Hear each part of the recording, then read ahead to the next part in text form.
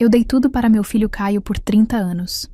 Dediquei minha vida a criá-lo, trabalhando incansavelmente, cuidando dele durante a doença, pagando por sua educação. Eu até desisti do meu casamento, desisti da minha própria vida, só para que ele pudesse ter uma melhor. Mas no dia em que eu disse a ele que tinha perdido meu emprego, sua primeira resposta foi me expulsar, me chamando de fardo inútil, de parasita. Foi nesse momento que parei de engolir meu orgulho. Eu me recusei a ser a mãe que foi pisoteada, por mais tempo. Eu iria me defender. Pensei que não tinha nada. O que ele não sabia era que meu falecido empregador, que realmente me respeitou pelos últimos anos que dediquei, me deixou uma fortuna. E desta vez, vou garantir que ele perceba que o preço de me trair é muito maior do que ele poderia imaginar. Eu tinha acabado de chegar em casa quando disse ao meu filho Caio que não trabalharia mais para Vera. Eu nem tinha conseguido explicar o porquê antes que seu rosto escurecesse e ele me interrompesse no meio da frase. Sua voz aumentou bruscamente. Seu rosto corou de raiva. Por que você se demitiu de repente? Eram R$ 8.000 por mês. O que você está planejando fazer agora? Apenas ficar sentada? O pouco de alegria que eu senti ao voltar para casa desapareceu instantaneamente. Ele realmente pensou que eu deixei aquele emprego só para relaxar?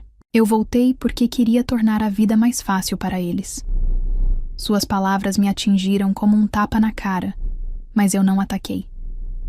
Eu sabia que ele estava sob muita pressão nos últimos anos. Sua esposa, Carolina, veio de uma família que nunca pensou muito de nós. Sua mãe era professora universitária e seu pai trabalhava no governo local. Eles sempre desprezaram a origem de Caio. Para eles, sua filha havia se casado abaixo dela. Carolina, seguindo o exemplo deles, constantemente o atacava. Seu salário, sua educação, qualquer coisa que pudesse usar para minar sua confiança. Ainda assim, imaginei que, quando descobrissem sobre a herança que Vera me deixou, 8 milhões, finalmente veriam Caio sob uma nova luz. Talvez até o tratassem com algum respeito, pelo menos uma vez. Mas não mencionei o dinheiro. Ainda não. Em vez disso, mencionei o outro motivo pelo qual voltei para casa. Você não disse que Carolina está planejando engravidar em breve? Pensei em voltar mais cedo para ajudar a apoiá-la durante a gravidez, ajudar com a recuperação depois, talvez até ajudar com o bebê. A expressão de Carolina ficou fria em um instante. Eu poderia jurar que ela até zombou. A recuperação, pós-parto requer cuidados profissionais, disse categoricamente. Você costumava trabalhar como governanta. O que você sabe sobre isso? A mãe dela, Regina, me lançou um olhar desdenhoso e entrou na conversa sem perder o ritmo. Cuidar de um recém-nascido não é apenas fraldas e mamadeiras, é uma ciência. Você precisa de treinamento real. Isso não é algo que amadores podem lidar. As duas marcaram a condescendência tão perfeitamente que ficou claro que já tinham ensaiado essa rotina. E assim, de repente, eu tinha sido descartada como uma cuidadora inadequada. Eu dei uma risada amarga e silenciosa. Nada tinha mudado. Eles ainda me viam como inferior a eles.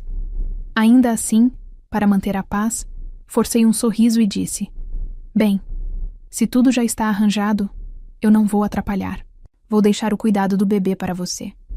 Regina revirou os olhos, como se essa fosse a única coisa sensata que eu tinha dito a noite toda. Tudo bem, ela respondeu. Mas você vai cobrir o custo da babá. Eu vou cuidar da contratação e coordenação. Aquela linha me deixou sem palavras, um nó apertado se formando no meu peito. Meu filho, Caio, entrou direto, continuando de onde Regina parou sem perder o ritmo. Exatamente, mãe. Você nunca deveria ter largado aquele emprego. Nossas despesas estão prestes a dobrar em breve. Você realmente deveria continuar trabalhando. Foi quando me ocorreu, claro como o dia. Eles nunca quiseram que eu voltasse para casa para descansar. Eles só precisavam de um salário fixo canalizado para a casa. Eu não era nada mais do que um trabalhador para eles, um caixa eletrônico ambulante. Meu rosto endureceu. Tenho 58 anos. Acho que é hora de descansar um pouco. Estou aposentada. Aposentada? Carolina soltou uma risada amarga. Você nem tem uma pensão. De que aposentadoria você está falando? As palavras dela quase me deixaram sem ar. Eu queria pagar um plano de aposentadoria anos atrás. Foram vocês que me disseram para economizar dinheiro e ajudar a pagar sua hipoteca mais cedo. Agora você joga isso na minha cara? Carolina jogou o cabelo para trás e estalou. Isso é porque sua renda era patética. Quem disse para você comprar uma casa que não poderia pagar sem um empréstimo? Você deveria ter planejado melhor. Caio, agora tentando acalmar Carolina, levantou a voz para mim. O suficiente, mãe. Carolina está tentando engravidar e você só está estressando ela. É agora que realmente precisamos do dinheiro e você deveria estar ajudando. Você ainda está em ótima forma. Não há razão para não continuar trabalhando por mais 20 anos. Guarde a conversa sobre a aposentadoria para quando tiver 80. Mais 20 anos. Eu congelei, esvaziada por uma onda de tristeza. Depois de tudo que eu tinha dado, cada sacrifício, cada hora trabalhada, cada dólar ganho, eu ainda não era nada mais do que um caixa eletrônico aos olhos deles. Foi quando eu realmente vi. Toda a conversa de respeito e gratidão era apenas um jogo de palavras, dóceis para me manter trabalhando. Quando Caio ainda estava na faculdade, ele já tinha começado a namorar Carolina. Para ajudá-los a viver mais confortavelmente e apaziguar a família crítica de Carolina, eu deixei tudo para trás e me mudei para outra cidade para trabalhar como governanta residente, só para economizar o suficiente e comprar uma casa para eles. Eles não pagaram um único centavo. Ainda assim, a escritura tinha apenas seus nomes. E naquela época, com lágrimas nos olhos, eles me disseram: um dia, quando estivermos melhor, nós cuidaremos de você. Você finalmente terá a vida que merece. Mas agora eu sabia o que eles queriam dizer com a vida que eu mereço. Uma vida de trabalho sem fim, até meu corpo desistir aos 80. Segurei minhas lágrimas, estabilizei minha voz e disse com firmeza: eu disse que estou me aposentando. Isso é definitivo. Ninguém pode tomar essa decisão por mim. Regina deve ter percebido que eu estava falando sério e, preocupada que eu pudesse realmente parar de apoiá-los, seu tom suavizou instantaneamente. Olha, não é que nós não entendamos. Você só tem que ser realista. Não há espaço sobrando na casa para você. Você não pode esperar ficar aqui para sempre, certo? Eu estreitei os olhos. Algo sobre sua expressão fez meu estômago revirar. Mas eu tenho um acordo. Ela continuou. Conheço uma família rica procurando por uma assistente de vida. Bom salário, quarto e alimentação incluídos. Você já fez esse tipo de trabalho antes? Deve ser uma transição fácil. Carolina pulou com um sorriso. Ideia perfeita. Na verdade, você poderia até ajudar a aliviar nossa carga financeira. Tudo o que você ganhar pode ir para as despesas domésticas. Acordo equilibrado, certo? Meu rosto ficou mais frio a cada segundo. A vida inteira para criar. Agora estava tão ansioso para me empurrar para fora da porta, como se eu não fosse nada mais do que um peso morto. Minhas mãos tremiam, e lágrimas escorriam pelo meu rosto. Caio, imparável, eu dei tudo o que tinha para criar você. Eu drenei minhas economias para comprar uma casa para você. E agora, neste momento, tudo o que você me vê é como um fardo, do qual você mal pode esperar para se livrar. É assim que você retribui sua mãe? Por um breve segundo, a culpa cintilou em seus olhos, mas foi rapidamente engolida pela raiva. Ele chutou minha mala, fazendo-a cair no chão. Você acha que sofreu? Essa foi sua escolha. Se você não tivesse se divorciado do meu pai, nós não teríamos acabado quebrados. Eu poderia ter crescido rico, e você arruinou isso. Deixe-me dizer uma coisa, Helena. Você me deve pelo resto da sua vida. Fiquei lá, em silêncio, atordoada, olhando em seus olhos injetados de sangue, enquanto uma dor maçante e implacável rasgava meu peito como uma faca cega, torcendo lentamente, cortando tudo o que eu tinha deixado. Você não tinha ideia. A única razão pela qual eu me divorciei Do pai dele foi por ele. Se eu não tivesse abandonado aquele casamento, ele, supostamente rico, nunca o teria reivindicado como seu filho. Na verdade, ele poderia ter sido jogado em um orfanato, tratado como um cachorro de rua. Ninguém queria. Cada sacrifício que eu fiz, cada escolha, cada lágrima, era para ele ter uma chance de uma vida inteira. Mas agora aqui estava ele, mordendo, de volta como um animal encurralado, me culpando por destruir o futuro que eu tentei tanto proteger. Eu pressionei uma mão no meu peito, tentando acalmar a tempestade dentro de mim, mas a dor só aumentou. Todos aqueles anos de devoção, de sacrifício, de amor, de repente, pareceram a piada mais cruel. A vida poderia ter pregado uma peça em mim. Caio não era meu filho biológico. Ele foi adotado. Na primeira vez que o vi, eu era voluntária no Centro de Assistência Social da cidade. Ele tinha apenas 1 ano de idade, tão frágil como um gatinho, lábios tingidos de azul, seu pequeno corpo drenado de toda a vida. O diretor me disse que Caio nasceu com um grave defeito cardíaco congênito. Seus pais biológicos o abandonaram em uma lixeira. Um transeunte ouviu seus gritos fracos e o levou para o orfanato. Eu ainda não sei exatamente o que me atraiu nele. Talvez tenha sido a maneira como seus olhos se encheram de medo e desejo, agarrado ao meu. Ou talvez fosse porque eu tinha perdido minha própria mãe quando eu era muito jovem. Algo sobre ver uma criança sofrer parecia insuportável para mim. Fui para casa e conversei com meu então marido, Eduardo. Depois de muito pensar, decidimos adotá-lo. Daquele momento em diante, cruzamos o país procurando hospitais e especialistas, fazendo tudo o que podíamos para salvar a vida de Caio. Mas 2 anos depois, Eduardo mudou. Ele disse que estava cansado de criar o filho de outra pessoa. Ele queria um filho seu. Ele me deu um ultimato. Ou manda Caio de volta para o orfanato, ou deixa ele e cria a criança sozinha. Eu não hesitei.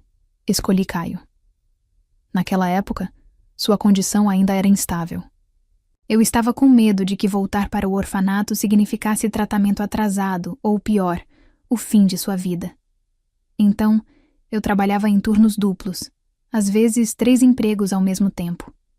À noite, eu sentava na mesa da cozinha, olhos ardendo, fazendo artesanato feito à mão, só para juntar uma renda extra. E de alguma forma, durante aqueles longos anos desesperados, eu o mantive à tona. Ele sobreviveu, se recuperou e, eventualmente, se tornou tão saudável quanto qualquer outro garoto. Até chegou à faculdade. Eu nunca contei a ele a verdade sobre seu passado. Não porque eu queria mentir, mas porque eu não queria sobrecarregá-lo. Ele já era uma criança sensível e insegura. Eu não queria que ele carregasse o peso de saber que ele foi, primeiro, jogado fora por seus pais biológicos e depois, rejeitado por seu pai adotivo. Eu queria que ele acreditasse que o mundo ainda poderia ser gentil, que o amor verdadeiro, existia. Mas nunca, em meus piores pesadelos, eu imaginei que ele se tornaria tão frio, egoísta e ingrato quanto. Furioso como estou agora, também há um lampejo de alívio. Graças a Deus, eu nunca mencionei o fundo fiduciário. Se eles soubessem que os 8 milhões eles já haviam sido legalmente transferidos para mim, só posso imaginar o quão mais feio isso teria se tornado. Olhei para Caio. Meu olhar era gelado e inflexível. Se é assim que você é, sem coração, então que assim seja. A partir deste momento, terminamos. Você e eu. Não temos mais nada a ver um com o outro. Abaixei-me, levantei minha mala e me virei para sair. Mas Regina, de repente, agarrou meu braço. O que você está dizendo? Caio é seu filho. Você é supostamente responsável pelo futuro dele. Você não pode simplesmente fazer as malas e ir embora assim. Carolina interveio, ecoando a indignação de sua mãe. Sim, que tipo de mãe faz isso? Você o criou e agora quer lavar suas mãos disso? Isso é inacreditavelmente irresponsável. Eu soltei uma risada fria. Você é uma professora universitária, uma mulher educada, e esse é o argumento que você está usando? Legalmente, um pai só é obrigado a cuidar de uma criança até ela completar 18 anos. Eu apoiei Caio durante todo o caminho até seus 30. O que mais ele esperava? A cara de Caio distorceu. Sua voz aumentou, em fúria. Isso não é ser. Pai, é você fazendo escolhas ruins e tentando pagar sua culpa. Cada coisa miserável na minha vida é por sua causa. Você me deve pelo resto da sua vida. Então ele gritou, a voz pingando veneno. Você pediu minha permissão quando decidiu me trazer a este mundo? Eu quase ri alto com a loucura disso. Ele parecia completamente perturbado. Eu olhei para ele como se ele fosse um estranho. Alguém que eu não reconhecia mais. Eu devia ser cega para ter criado alguém como você. E se você tem profundas perguntas, filosóficas distorcidas, talvez você devesse perguntar à sua mãe biológica, a pessoa que te deixou em uma lixeira. Eu não sabia se ele ao menos processou o que eu tinha acabado de dizer. Ele congelou por um momento, confuso, mas a fúria ainda estava grudada em seu rosto. Não importava se ele entendia ou não. Não me preocupava mais. Eu me livrei do aperto de Regina e saí pela porta sem olhar para trás. Quase imediatamente, eu ouvi gritos de raiva atrás de mim. Você está renegando seu próprio filho. Você nem é humana. Não fique tão orgulhosa, Helena. Quando você estiver velha, doente, e ninguém quiser cuidar de você, vamos ver até onde essa independência te leva. Ninguém vai contratar uma mulher da sua idade. Quando você chegar ao fundo do poço, não volte rastejando para nós. Eu parei, virei-me lentamente e olhei para eles com frio desapego. Vocês deveriam estar mais preocupados com vocês mesmos, eu disse calmamente. Não se esqueçam da casa em que vocês estão morando. Aquela casa que vocês tratam, como se seu direito de nascença tivesse sido comprado com cada centavo que juntei ao longo dos anos. Se eu decidir pegá-la de volta, não tenha tanta certeza de que vocês ainda terão um lugar para morar. Carolina correu para a porta, apontando, um dedo no meu rosto fervendo de raiva. Não ouse tocar nesta casa. Ela está registrada em meu nome e no de Caio. É legalmente nossa. Você não tem nenhuma reivindicação. Quanto mais ela gritava, mais firme eu me sentia. Bem, eu disse, minha voz inabalável. Então ouça isso. Eu não me importo. Se eu tiver que gastar o preço de 2 casas, eu não vou deixar esta casa ficar nas mãos de um bando de sanguessugas ingratas. Os olhos de Carolina se arregalaram em descrença. Então ela caiu na gargalhada, sua voz zombando. Você perdeu a cabeça. 2 casas? Você provavelmente nem tem R$1.000 em seu nome. Esta casa é nossa propriedade conjugal. Você é apenas um fracassado tentando morder mais do que pode mastigar. Se perca. Pessoas como você merecem apodrecer na rua. Com isso, ela bateu a porta na minha cara. Eu não respondi, não discuti, não vacilei. Eu apenas me virei em direção ao elevador, peguei meu telefone e comecei a navegar nas listas de casas de luxo nos bairros mais importantes da cidade. Um sorriso amargo brincou em meus lábios. Se eu não me mudasse para a melhor casa da cidade, eu não estaria fazendo o certo. O que eu não esperava era que a agente de vendas designada para me mostrar a propriedade era ninguém menos que a sobrinha de Regina, Bianca. O showroom imobiliário de luxo estava lotado de pessoas. Apesar do preço inicial dessas vilas ser bem mais de R$1 milhão, a exclusividade do projeto atraiu um fluxo constante de compradores em potencial. Eu tinha acabado de entrar no grande saguão quando uma jovem mulher, com cabelos longos e um sorriso novo e ansioso, se aproximou de mim. Boa tarde, senhora. Você gostaria que eu lhe explicasse os detalhes do projeto? Sim, por favor. Você poderia começar me mostrando as casas modelo? Eu a segui em direção à área de exposição, mas não tínhamos dado mais do que alguns passos quando uma voz aguda soou do outro lado da sala. Quem está cuidando da triagem de clientes? Hoje? Nós simplesmente deixamos qualquer um entrar? Olhei para cima, e era Bianca, sobrinha de Regina, prima de Carolina. Nós só nos encontramos algumas vezes, mas ela deixou uma impressão duradoura.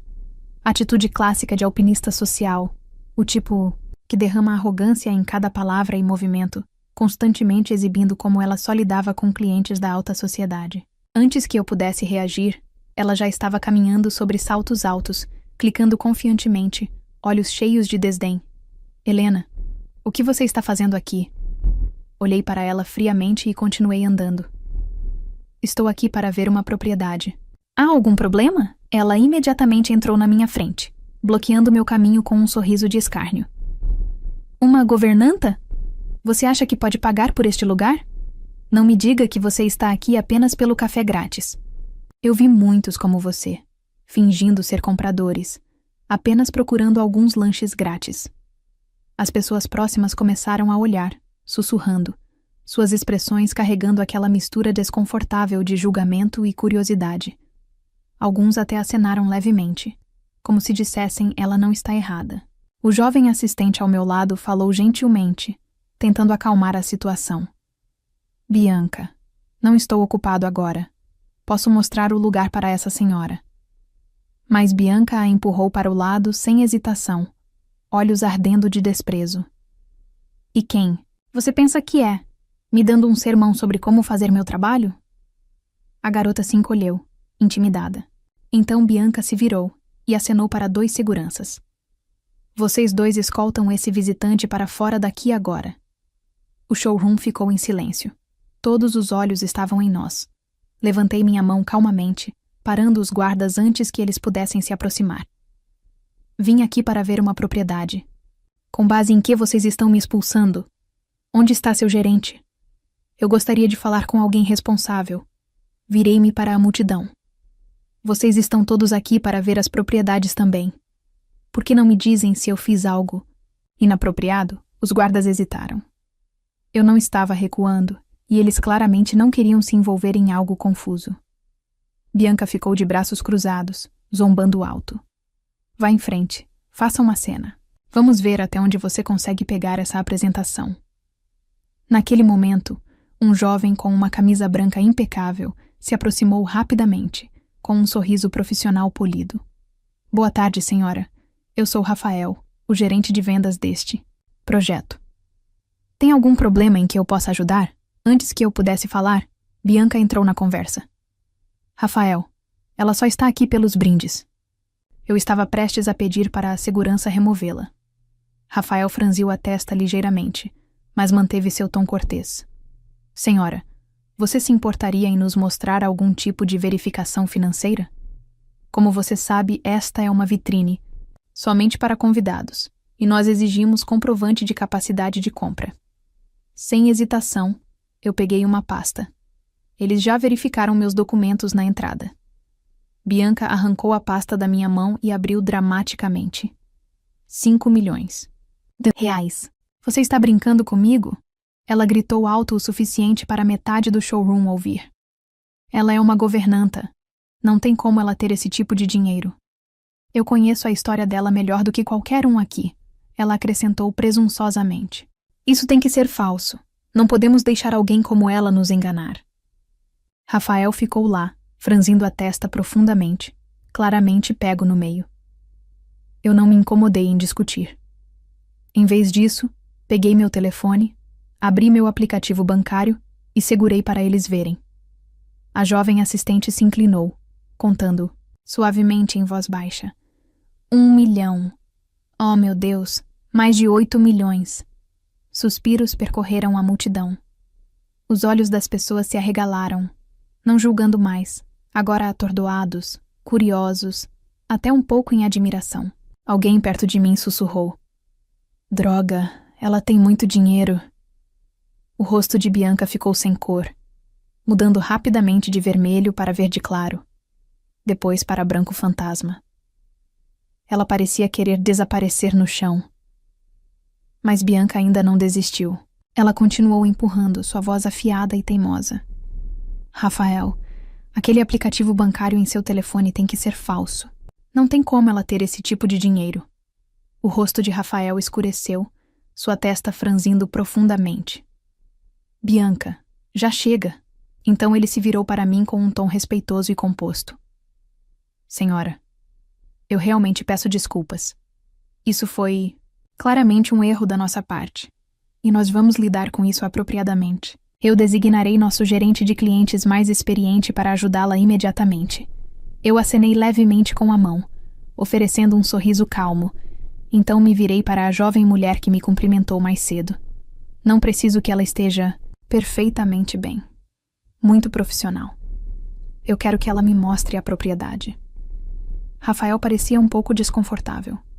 Na verdade, ela tinha acabado de começar, ainda em treinamento técnico. Eu só estava preocupado que ela pudesse não ter experiência suficiente, mas eu gosto dela. Eu disse firmemente, não deixando espaço para discussão. Estou comprando a casa hoje, e eu quero fazer isso através dela. Rafael assentiu imediatamente, nervoso, mas ansioso. Claro, absolutamente. Mônica, certifique-se de cuidar muito bem do nosso distinto convidado.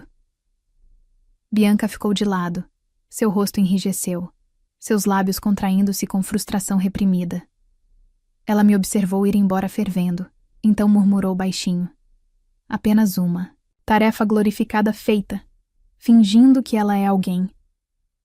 Eu a ignorei completamente e apontei para a maquete no centro do showroom. Eu quero ver esta, eu disse a Mônica. No momento em que coloquei os olhos naquela vila, eu soube. Tetos altos na sala de estar, um espaçoso jardim no quintal, uma sala de estar com mais de 200 metros quadrados. O mais importante é que estava totalmente mobiliado e pronto para se mudar. Eu vou ficar com esta, eu disse sem hesitar. Deixe-me começar a papelada. Os olhos de Mônica brilharam de excitação. Senhora, você tem certeza de que não quer visitar mais algumas opções? Estou livre. Ficaria feliz em lhe mostrar outras. Não precisa. Eu respondi. Esta é mais do que suficiente. Ela mal conseguia se conter. Alegria. Senhora, esta será a primeira venda que fecharei. Você é meu amuleto da sorte. Fomos para a área de assinatura, e enquanto eu revisava a papelada, um murmúrio baixo começou atrás de mim. Droga, ela simplesmente assinou sem pensar duas vezes. 150 mil. Nem piscou. O dinheiro fala. É assim que a riqueza real se parece. Não seja enganado. Alguém murmurou. Bianca, não disse que ela é apenas uma governanta? Provavelmente exibindo o dinheiro de seu empregador. Hoje em dia, até mesmo os empregados sabem como dar um show. Mas ela está apenas desfilando com o crédito de outra pessoa. Sério. Que tipo de empregador confiaria em alguém feito com esse tipo de dinheiro? Milhões? Então a voz de Bianca cortou os sussurros, misturados com aquele veneno fofoqueiro, que ela usava tão bem. Oh, você não tem ideia. Ela não é uma governanta comum, não. Então o que ela é? Ela é uma daquelas assistentes vivas para velhos ricos, você sabe? Não apenas tirando o pó e esfregando, se você me entende. De jeito nenhum, na idade dela, isso é simplesmente sem vergonha. Algumas pessoas vendem qualquer coisa por dinheiro. Se a família dela soubesse, elas não ficariam humilhadas. Eu assinei o contrato e me virei para Mônica. Mônica, eu disse com um sorriso firme. Você poderia, por favor, chamar Rafael para mim de novo? Eu gostaria de comprar outra propriedade. Sala ficou completamente silenciosa. Era como se o próprio ar congelasse. Os olhos de Mônica arregalaram, sua voz tremendo de descrença. Senhora, você tem certeza que quer outra? Isso mesmo, eu disse calmamente. Um para morar e outro como investimento. Então, eu sorri um pouco mais largo, embora eu tivesse um pequeno favor que eu gostaria que Rafael me ajudasse. Rafael retornou rapidamente, seu sorriso mais brilhante do que antes, praticamente brilhando, com entusiasmo. Olá novamente, senhora. Por favor, me diga o que eu posso fazer por você.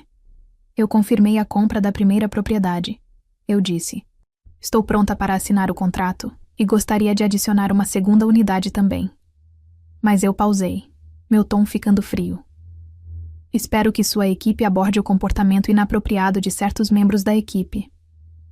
O sorriso de Rafael desapareceu. Seu olhar varreu a sala e rapidamente pousou em Bianca.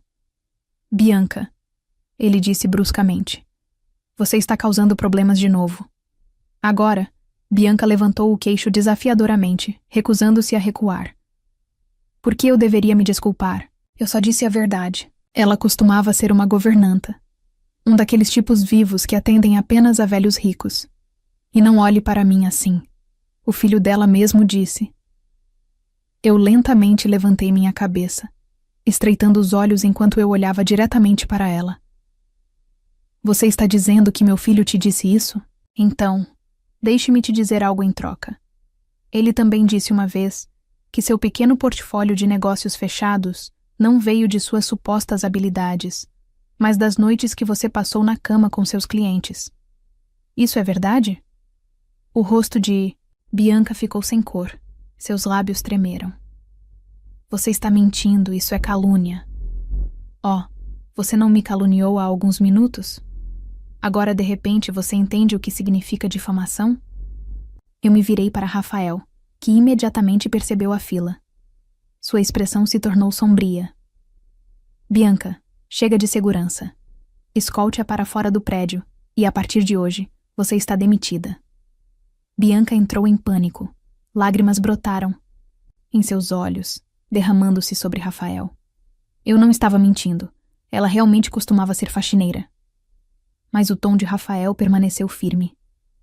Você violou as políticas de conduta da empresa de uma forma muito séria. Seu emprego será rescindido imediatamente. Levantei minha mão para impedir que os seguranças se movessem. Espere, eu disse calmamente. Não vou a lugar nenhum ainda. Ela me difamou publicamente e eu não vou deixar isso passar. Naquele momento, peguei meu telefone e disquei. Alô, sim. Aqui é o departamento de polícia. Gostaria de registrar um boletim de ocorrência por difamação e assédio público. 10 minutos depois, 2 policiais chegaram ao showroom de pianos. Depois de ouvir meu relato e analisar o incidente, eles deram a Bianca uma advertência formal e deixaram bem claro que, se ela não oferecesse um pedido público de desculpas, eu teria todo o direito de apresentar queixa legal. Encurralada e tremendo de raiva, Bianca finalmente murmurou entre os dentes cerrados. Sinto muito. Ela atirou em mim e em Mônica um último olhar de ódio antes de sair furiosa. Seus olhos queimavam de inveja, especialmente quando ela viu Mônica se preparando para fechar a segunda venda. A mesma Mônica que ela tinha olhado para baixo há apenas 1 hora, agora a estrela mais perto do dia. No final dele, eu assinei contratos para ambas as propriedades, pagas integralmente, sem nem mesmo uma pausa. Mônica estava ao meu lado, olhos brilhando de emoção. Ela mal conseguia pronunciar as palavras. Senhora, eu não posso agradecer o suficiente. Eu estou trabalhando aqui há 3 meses sem uma única venda. E hoje 2 unidades consecutivas. Você é honestamente meu milagre. Para mostrar sua gratidão, ela insistiu em pessoalmente organizar a limpeza profunda e a preparação da mudança para mim. Eu aceitei de bom grado. Pela primeira vez em anos, eu me senti verdadeiramente leve, como se toda a humilhação, ressentimento e amargura tivessem sido varridos, como a poeira do lado de fora das portas da minha nova vila. Naquela noite, assim que voltei para o meu hotel, meu telefone tocou. Fraco. Então, o que diabos você fez para arruinar o trabalho de Bianca? Toda a família dela está vindo atrás de nós agora, exigindo respostas. Como você planeja consertar isso? Eu respondi despreocupadamente. Deixe-os vir. Esse é o seu problema agora. Eu já não te disse que terminamos? Eu não devo nada a você. Você causou problemas e agora espera que lidemos com as consequências. Isso não está certo. Isso fez meu sangue ferver. Problema? Você está brincando comigo? Bianca me difamou em público. Ela trouxe isso para si mesma. A polícia estava lá. Você acha que eles só apareceram para se divertir? Se isso se transformar em uma bagunça maior, não pense que você também vai sair limpo. Caio ficou quieto por um momento, mas então falou novamente. Seu tom suavizou visivelmente. Tudo bem, vamos seguir em frente. Seguir em frente? Eu podia perceber aquele tom hesitante, aquela mudança calculada de interesse. Então, mãe, quem é seu novo empregador? Realmente, eles devem estar seriamente carregados e parecem estar tratando você muito bem também, hein? Eu ri silenciosamente para mim mesma.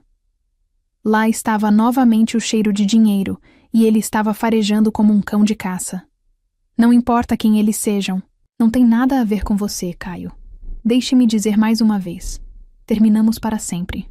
Com isso, eu encerrei a ligação e bloqueei todos os números dele, Carolina e toda a sua família. Mas o que eu não esperava era que poucos dias depois de me mudar para minha nova casa, eu encontraria alguém que eu não tinha planejado ver novamente. Regina. Naquela tarde, eu estava em um alto padrão showroom de pianos no centro da cidade. Opções de navegação para um piano de cauda. Eu tinha acabado de me acomodar no banco, pronta para testar as teclas, quando as portas da frente se abriram e uma rajada de passos ecoou pelo espaço. Regina entrou, cercada por seu círculo sempre presente de amigos sociais. Suas vozes altas e estridentes com alta importância. Que tipo de loja é essa? Regina zombou, deixando qualquer um sentar e bater em um piano. Quão pouco profissional! Seus olhos pousaram em mim, e o sarcasmo praticamente pingou de seu sorriso. Helena, você ao menos lavou suas mãos antes de tocar naquele instrumento? Você não estava no trabalho da área da saúde todos esses anos? Deus sabe que tipo de germes você tem rastejando por todos os seus dedos. Quem imaginaria que um piano tão caro poderia ser tão casualmente contaminado? Seu grupinho riu e cochichou entre si, me olhando com desprezo mal disfarçado. Então, essa é a governanta da qual você estava falando? Um deles perguntou, nem se preocupando em abaixar a voz. Ela não tem dinheiro para comprar um, então ela vem aqui só para fingir. Que embaraçoso. Outra mulher, com cabelo preso em um coque dramático e óculos de sol enormes empoleirados em seu nariz, me deu uma olhada desdenhosa. Nada mais irritante do que alguém tentando agir com classe enquanto carrega bolsas falsificadas. Os dois vendedores no showroom trocaram um olhar sutil, claramente desconfortável. Um deles se aproximou de mim e ofereceu um sorriso profissional caloroso. Sinta-se à vontade para continuar tentando tocar o piano, senhora. É exatamente para isso que eles estão aqui. Nenhuma compra necessária. Eu assenti educadamente, e então voltei para a partitura, preparada para tocar, tentando aliviar a tensão crescente na sala. O outro representante de vendas se aproximou, de Regina e seu grupo. Bem-vindas! Tem algum modelo em particular que você gostaria de ver? Eu ficaria feliz em mostrar nossa seleção.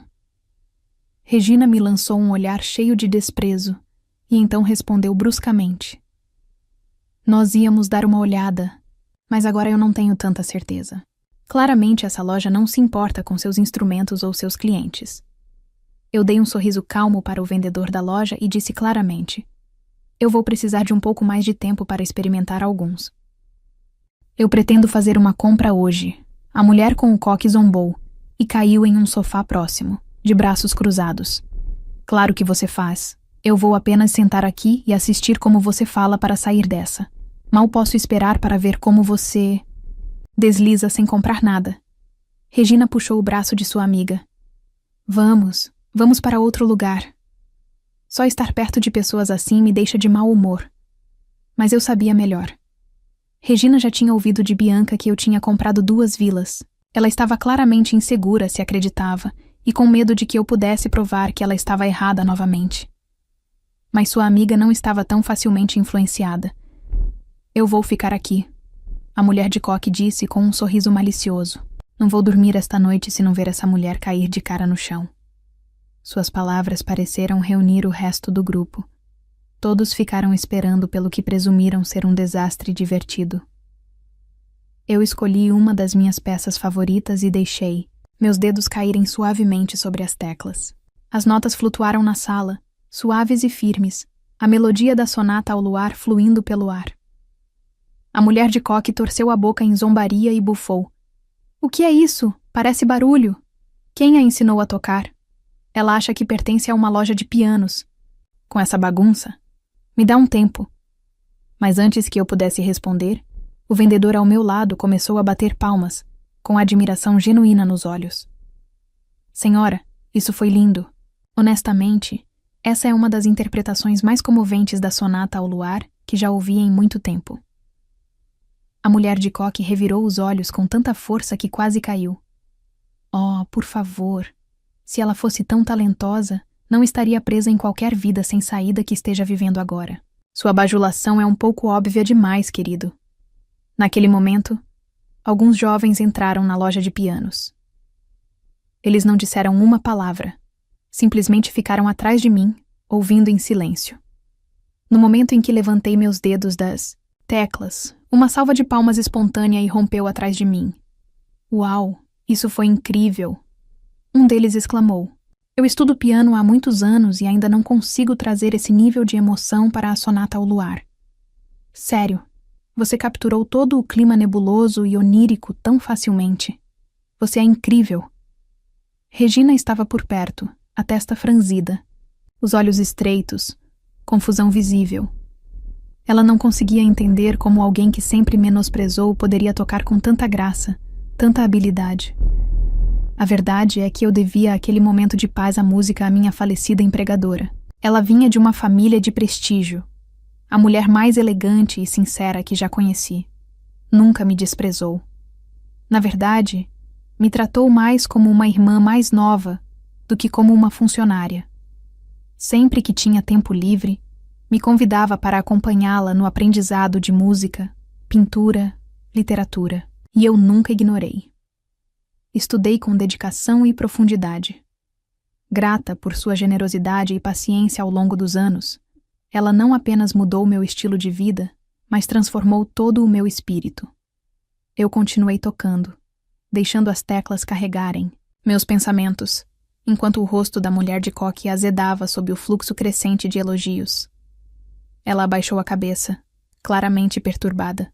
Então, em uma última tentativa desesperada de se salvar, levantou a cabeça e declarou: e daí se você consegue tocar uma música? Grande coisa. Se você é realmente tão impressionante, pague pelo piano agora. Eu já tinha feito minha escolha. Calmamente, entreguei meu cartão ao vendedor.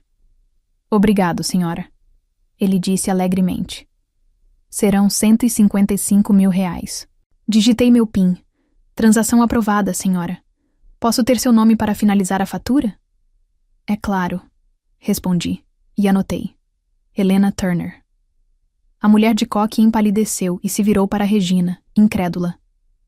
Você disse que ela trabalhava para outra pessoa, que as vilas que ela comprou nem eram dela. O rosto de Regina mudou. Ela se aproximou, sua expressão oscilando entre a descrença e algo muito mais profundo. Você comprou este piano sozinha?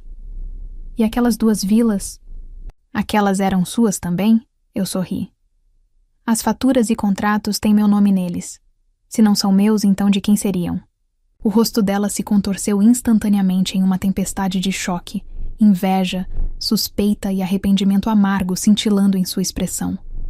Helena, você era apenas uma governanta. De onde veio todo esse dinheiro? Cada dólar que gasto foi ganho legalmente e corretamente. Minha voz estava fria e cortante. Regina zombou. Oh, por favor, você deve ter feito algo sujo para conseguir isso. A mulher de coque entrou na conversa imediatamente. Sim, talvez ela seja uma golpista. É assim que as pessoas ganham dinheiro rápido hoje em dia. Mal essas palavras saíram de sua boca. Outra mulher, que havia ficado quieta até então, de repente estalou. Golpista? Nem brinque com isso.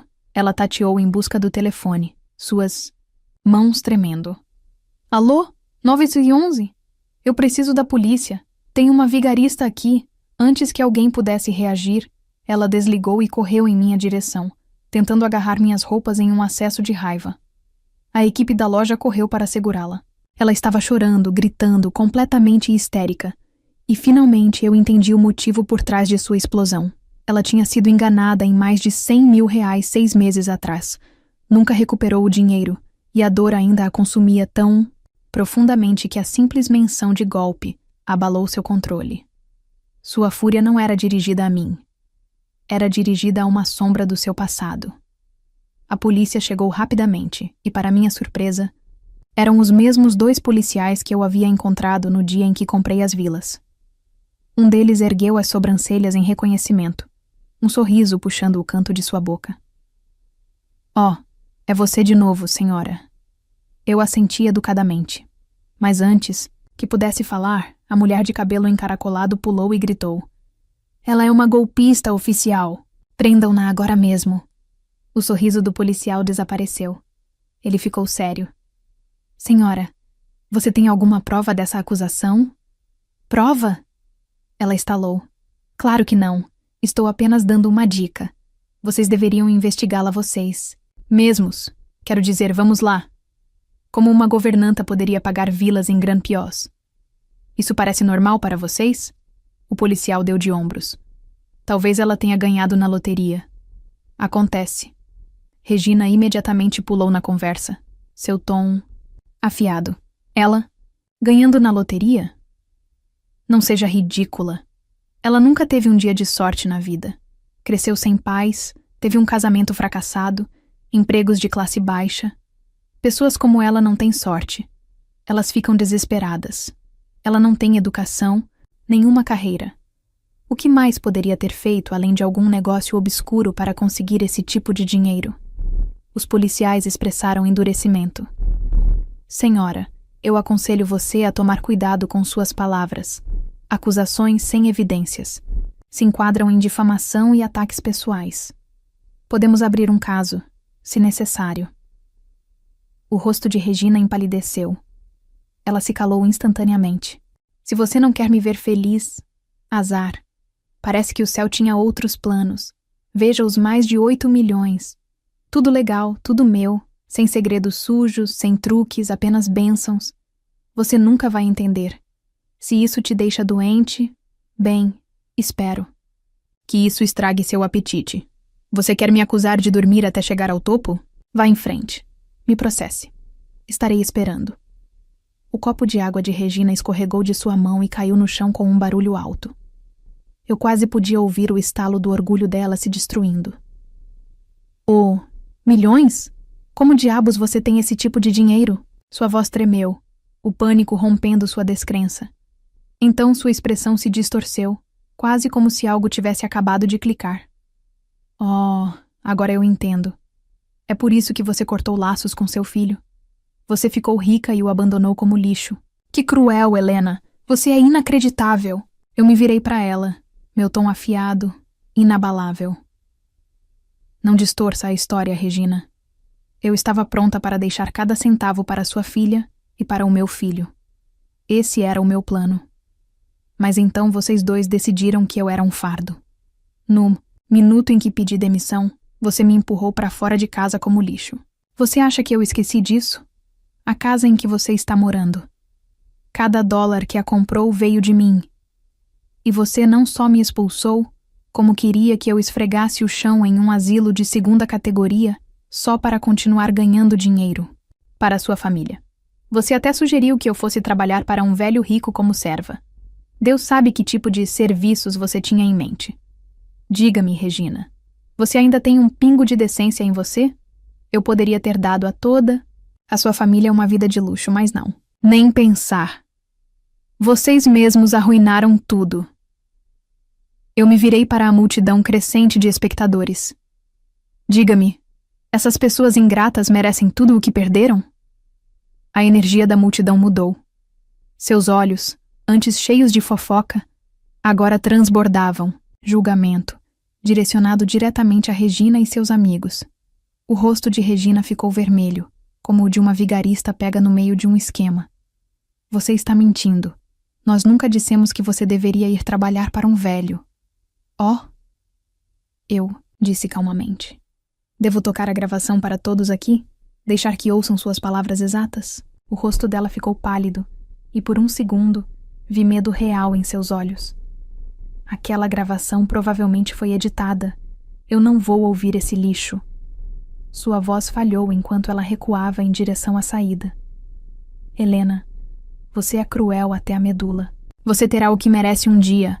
E com isso saiu furiosa, batendo a porta atrás dela. Eu finalmente exalei. Estava acabado, por enquanto.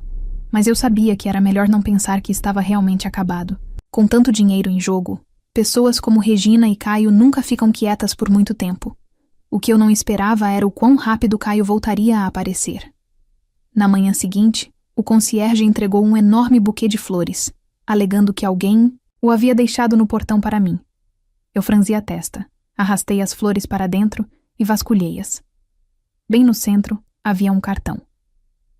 Desejando a você um ótimo fim de semana. Amo você, seu filho, Caio. Eu quase comecei a rir alto. Foi tão sem vergonha que era quase cômico. Sem hesitação, peguei o buquê e joguei direto na lata de lixo da cozinha. Então tirei uma foto. Pétalas esmagadas, caules dobrados e o cartão amassado, tudo em uma única moldura. Enviei para a Casa Gatti. De agora em diante, recuse qualquer coisa enviada por essa pessoa. Também, gentilmente, encaminhe a ele esta foto. Eu não queria apenas rejeitá-lo. Eu queria que ele fosse humilhado. Com certeza, nunca mais recebi outro buquê dele. Mas ele desistiu? Não. Ele só piorou. Ele começou a esperar do lado de fora do condomínio fechado. Todos os dias. Faça chuva ou faça sol, dia de trabalho ou fim de semana, ele estaria lá. Espeitando. Desesperado. Toda vez que eu chegava ou saía, ele fazia outro ato lamentável, como um personagem de uma tragédia barata. Um dia, ele até caiu de joelhos na calçada, chorando histericamente. Mãe, por favor, não fique mais brava. Volte para casa. Eu estava errado. Mãe, não importa o que aconteceu. Eu ainda sou seu filho. Como você pode ser tão fria comigo? Eu nem me incomodei em olhar para ele. Sua teatralidade fez minha pele arrepiar. Eventualmente fiquei tão enjoada da cena que contratei um motorista em tempo integral. Todos os dias, eu sentava no banco de trás com as janelas fechadas, deslizando pelo portão da frente direto para a garagem da minha vila. Sem contato visual. Sem conversa. Sem chance de ele me alcançar. Caio continuou assim por 2 semanas. Inteiras. Mas quando ficou claro que eu não iria ceder, ele finalmente desistiu. Pelo menos foi o que pensei. Ele mudou de tática. De alguma forma, conseguiu entrar em contato com meu ex-marido, Eduardo, que também era pai de Caio. Foi quando as coisas realmente começaram a piorar, de uma forma que eu não esperava. Caio não estava mais tentando se reconciliar.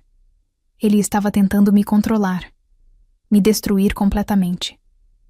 Ficou óbvio que, se ele não conseguisse o que queria, ele preferiria me ver arruinada. Uma tarde, meu telefone tocou. Era Eduardo. Não nos falávamos há mais de 20 anos. Eu não tinha ideia de como ele conseguiu meu número. Só pensei em te avisar. Ele disse casualmente. Caio veio me ver. Ele chorou e me implorou para convencê-la a voltar para casa. Eu não sei o que aconteceu entre vocês dois, e francamente, eu disse a ele que isso não é da minha conta. Eu apenas o lembrei de que não sou seu pai biológico. Eu até acrescentei que o que quer que esteja acontecendo entre vocês dois não tem nada a ver comigo. Sou um estranho. Mas ele insistiu que eu estava mentindo. Ele até apareceu no meu escritório fazendo uma cena.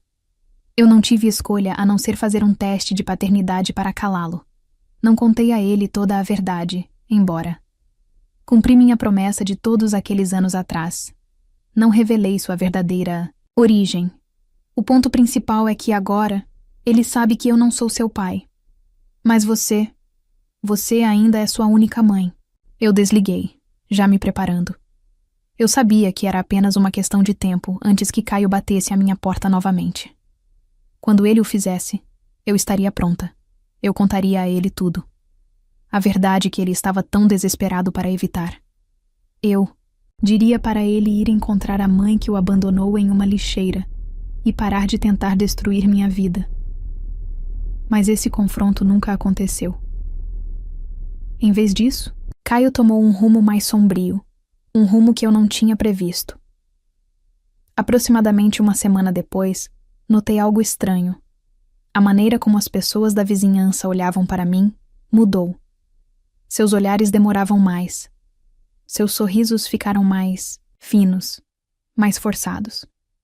Eu ignorei no começo, até que Mônica me ligou, uma tarde. Helena, eu só queria dizer que sei que você é uma boa pessoa. Por favor, não deixe o que as pessoas estão dizendo te chatear. Eu fiquei confusa. O que as pessoas estão dizendo? Foi quando eu descobri o que realmente estava acontecendo. Eu me tornei uma sensação na internet. Mas não do tipo bom. Outra cidade para trabalhar como assistente de moradia para pessoas ricas, me deixando para viver sozinho em um pequeno apartamento alugado. Quando me casei, ela não contribuiu com um único dólar. Mesmo quando minha esposa engravidou, ela nunca ofereceu um pingo de ajuda. Agora que ela é rica, de repente me cortou completamente, como se eu nunca tivesse existido. Eu nem quero dinheiro, só quero que ela me reconheça como seu filho. Mas ela nem diz meu nome. Ela mora em uma mansão agora, anda em carros de luxo e aproveita uma vida de classe alta, enquanto eu sou julgado e humilhado nas ruas. Os comentários explodiram. As pessoas se dividiram em 2 grupos. Alguns simpatizaram. Com ele, outros me chamaram de sem coração. E claro, havia os instigadores. Uma mãe assim não merece esse título. Ela deveria ter vergonha. Ele é tão lamentável. Eu faria qualquer coisa para dar a ele o amor que nunca teve. Sua transmissão ao vivo explodiu. Sua contagem de seguidores disparou. Ele até começou a vender mercadorias e produtos em seu canal, surfando na onda de doações de pena de seus supostos apoiadores. Você merece mais, doce garoto. Ela não merece felicidade. Então, as coisas ficaram ainda mais feias. As pessoas começaram a investigar minha vida pessoal. Meu nome, minha foto, meu endereço. Tudo começou a circular nas seções de comentários e repostagens. Eu me tornei oficialmente o rosto de uma vilã da mídia social, a mãe mais cruel da internet. E então, naquela noite, meu telefone tocou novamente. Desta vez, era minha advogada, Vera. Podemos prosseguir com uma ação legal imediatamente, disse ela. Podemos entrar com um pedido de remoção de conteúdo difamatório, exigir um pedido público de desculpas e buscar indenização por danos. Parei por alguns segundos, então sorri calmamente. Sem pressa. Deixe-o atuar um pouco mais. Eu planejo tomar isso em minhas próprias mãos primeiro. Naquela mesma noite, registrei minha própria conta no Live Vision e lancei meu próprio canal ao vivo. Intitulei: Então esta é a mãe que abandonou Caio. Primeiro, entrei no stream de Caio e enviei milhares de reais em doações, instantaneamente chamando a atenção e fazendo o feed do chat explodir. Então, enviei uma mensagem na tela para todos verem. Oi, pessoal. Eu sou a mãe sem coração, de quem Caio está falando. Ele está chorando há semanas, dizendo que cortei seu apoio financeiro. Venham ao meu canal. Eu vou mostrar a verdade. Hoje à noite, estou dando 100 mil reais em prêmios em dinheiro. Inscrevam-se se quiserem. É por ordem de chegada. Em segundos, uma enxurrada de espectadores pulou para o meu stream. O tráfego aumentou drasticamente e comecei a enviar as recompensas prometidas. A seção de comentários explodiu. Esta é a verdadeira rainha do conteúdo, tomando notas. Ela é mais amorosa do que minha própria mãe. Surfando na onda do momento viral, iniciei oficialmente minha transmissão ao vivo. Não adoçaria nada. Falei diretamente para a câmera. Antes de tudo, sim, eu cortei laços financeiros com Caio. Mas isso não me torna sem coração.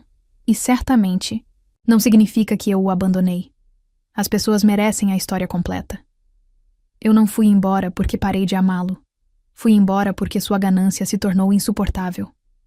Quando recebi a herança do meu falecido empregador, minha intenção era deixar tudo para Caio e sua esposa. Mas vocês sabem qual foi a resposta deles? Em vez de gratidão, eles me acusaram de querer ser uma aproveitadora e se uniram para me expulsar de casa.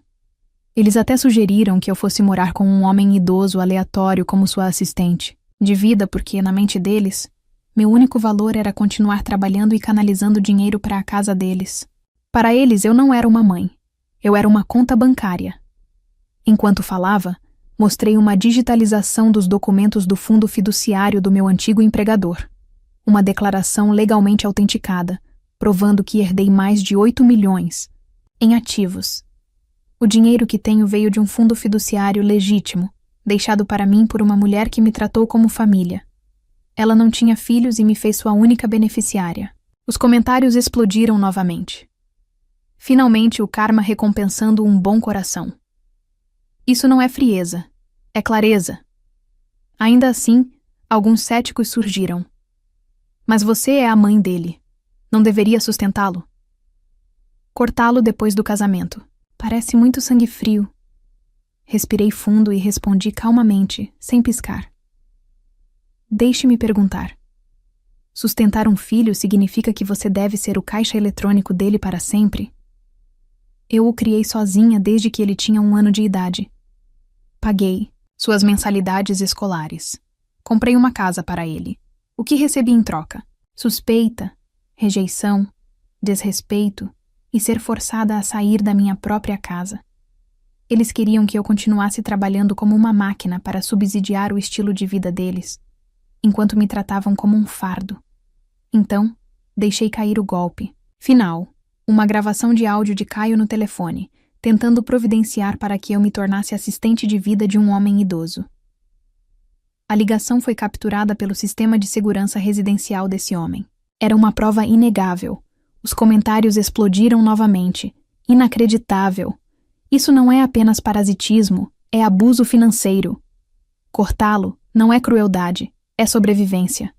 Ele não está chorando por amor, está chorando por dinheiro. Bom para você, senhora. Esse filho merecia ser cortado, mas eu sabia que aquilo era só o começo. Caio não sentia falta de uma mãe. Ele sentia falta do dinheiro. Nesta guerra, que apenas começava, olhei para a enxurrada de comentários na tela e soltei uma pequena risada silenciosa. Então, me inclinei para a câmera e falei diretamente para o público. A verdade, nunca houve necessidade de cortar laços com Caio. Instantaneamente, pontos de interrogação inundaram o feed de comentários. Continuei, calmamente, porque Caio nunca foi meu filho biológico para começo de conversa. Eu o adotei quando era voluntária em um orfanato local. Ele tinha apenas 1 ano de idade, nasceu com um defeito cardíaco congênito grave e foi abandonado por seus pais biológicos em uma lixeira. Ele estava à beira da morte quando o encontrei. Trouxe-o para casa por pura compaixão. Gastei cada centavo que tinha para conseguir assistência médica para ele. Meu divórcio do meu ex-marido, Eduardo, não foi por infidelidade. Foi porque ele insistia em ter um filho biológico e se recusou a continuar criando Caio. Me deram uma escolha: mandá-lo de volta ao orfanato ou deixar meu casamento e criá-lo sozinha. Eu escolhi Caio. Enquanto eu falava, carreguei uma série de imagens, contas de hospital, faturas médicas, recibos de mensalidade escolar, fragmentos de uma vida inteira de sacrifício. Os comentários explodiram novamente. Ele é um vilão. Quem faz isso com a própria mãe? A mulher que salvou sua vida, ele usou sua mãe adotiva como uma esponja, e então a jogou fora. Nojento viver na casa que ela pagou e ainda a expulsou. Inacreditável. Deus lhe deu a vida. Ela lhe deu todo o resto. E ele se virou e a esfaqueou, nas costas. A reação foi imediata.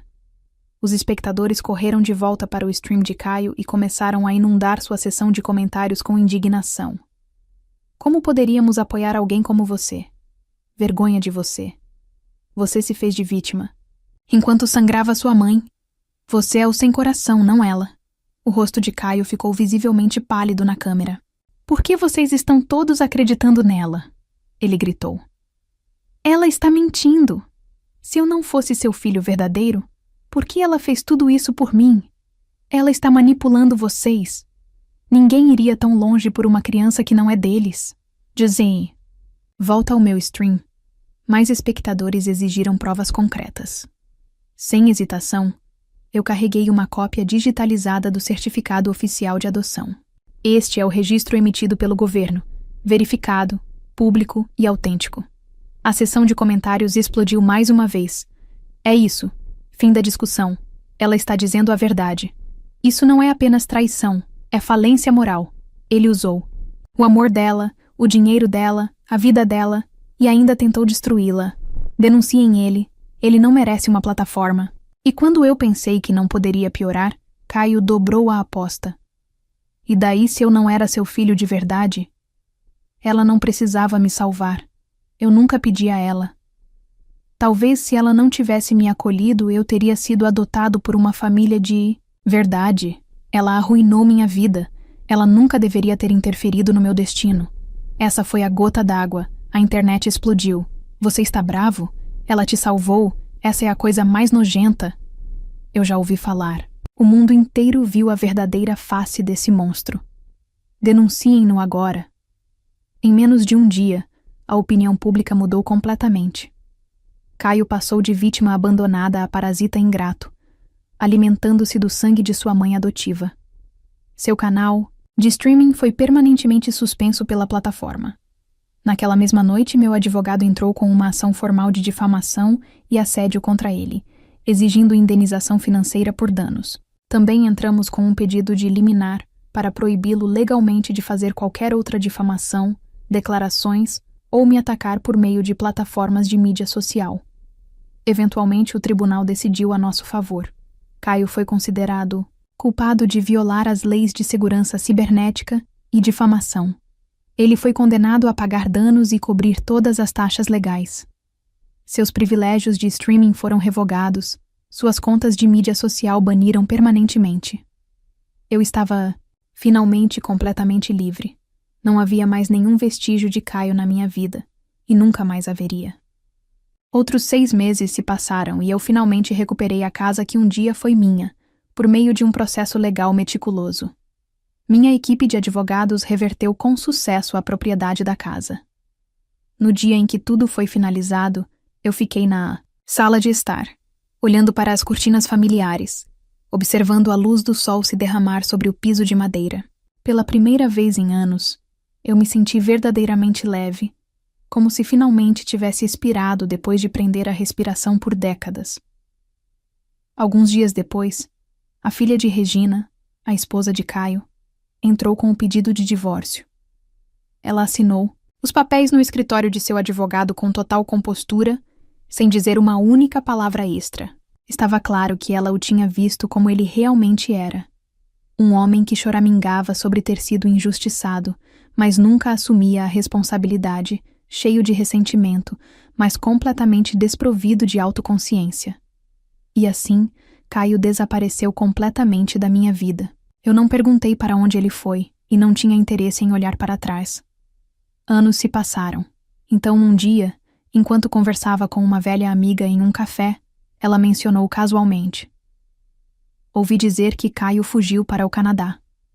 Ele está sempre online, se gabando de como a vida é livre e fácil lá.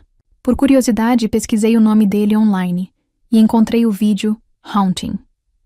As imagens o mostravam desgrenhado e curvado ao lado de uma lata de lixo na esquina de uma rua, roendo um pedaço de pão mofado, com olhos vazios e desfocados.